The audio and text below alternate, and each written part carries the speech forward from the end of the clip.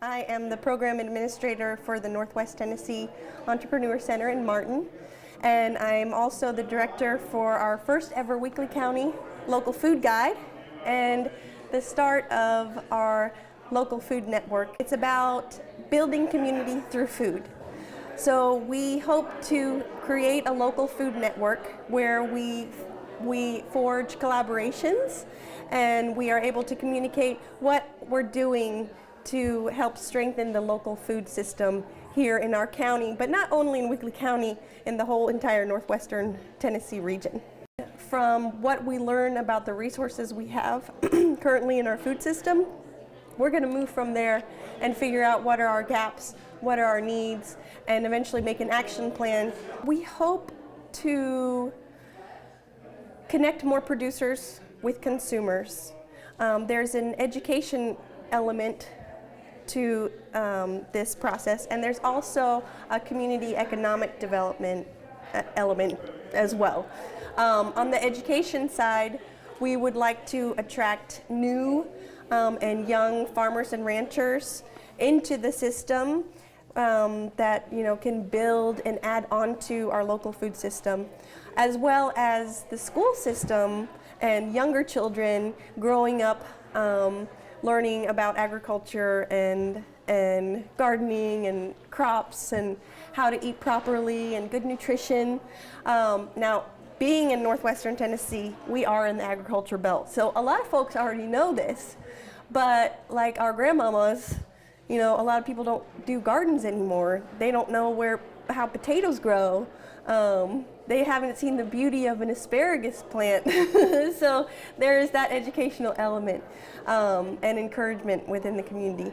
On the community economic development side, so if we get these new producers and existing producers to come together to create a stronger food system that not only creates a stronger local food economy, but it also strengthens our community. And it strengthens our community in several different ways. One is that if our community eats the food that is produced in our area, especially lots of vegetables, of course, that creates a healthier community. When you have a healthier community, you have a healthier workforce. And when you have a healthier workforce, you have a stronger local economy because more people are able to work, they're able to play longer, and they're able to live happily without being sick all the time. So me and my friend, we were talking one day over tea, and we thought, wouldn't it be great if there was a list of producers that we could look at and see where we could find our fresh eggs, our fresh meat, our tomatoes, our corn in season, our sweet potatoes, and all of the farm fresh foods that are available in our area. Right now, the only way to do that is going to the farmers markets and talking to the people when it's in farmers market season. But what do you do when it's off season? So we decided to create a local food guide because we both have kids. We both want our kids to eat healthy and our families to eat healthy. And we also want to encourage our children and have them have a relationship with the community based around food. Because it's really nice to know where your food comes from, and it makes them more appreciative and eat their dinner when it comes down to it. We're actually previewing our first ever Weakley County local food guide. It's really exciting.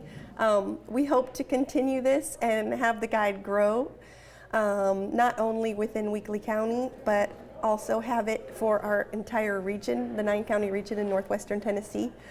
We started it here in Weakley County because, well, that's where we live, and it's a good pilot project. So along with this guide, that was actually the motivation behind it was our children. What has come out of the guide is the creation of the local food network. And because of the conversations that I've had with producers and hearing their stories and having them share their needs and their wants and their desires and their dreams about what they foresee as a local food system and how they foresee our area and how their children will be growing up in this area.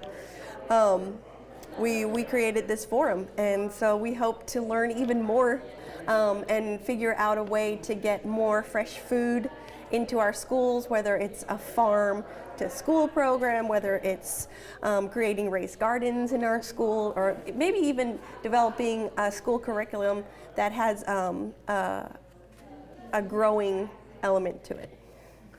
We have 2 farmers markets in our area that have just built structures.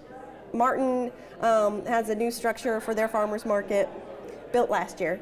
2 years ago, Dresden started a farmers market.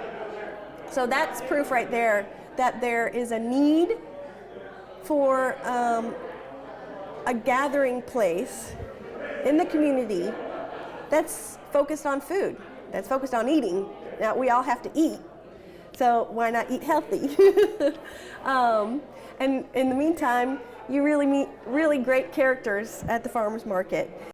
Part of the big overarching goal of this whole entire project is to reach our low-income individuals, families, and senior citizens, because they are the ones that are most affected with food insecurity.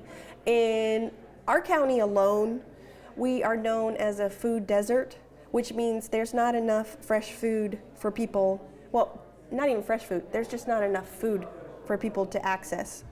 Like in Martin, you got to go to the Walmart, but you know, in Sharon, there's the Dollar General where you could get maybe some Cheerios and some milk, but really, as far as a wide variety of food, that's very hard to come by.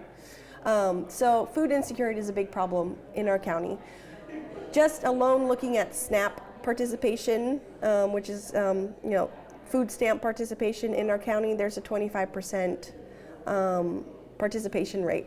So 25% right there of our county's population is food insecure. They don't have enough food to put on the table. They go to bed hungry, they wake up hungry, and they're living, you know, month by month. At the end of the month, where are they getting their food? It's a big problem. So that's one of our main goals, is to close that gap, to get food to people who need it. Because if you know of anybody who has a garden, there's always surplus. I mean, you grow zucchinis, you got zucchinis coming out of your ears, so why not share that with your neighbors? Share that with organizations that are helping get food to those low-income families and individuals, and especially senior citizens who are on a fixed income.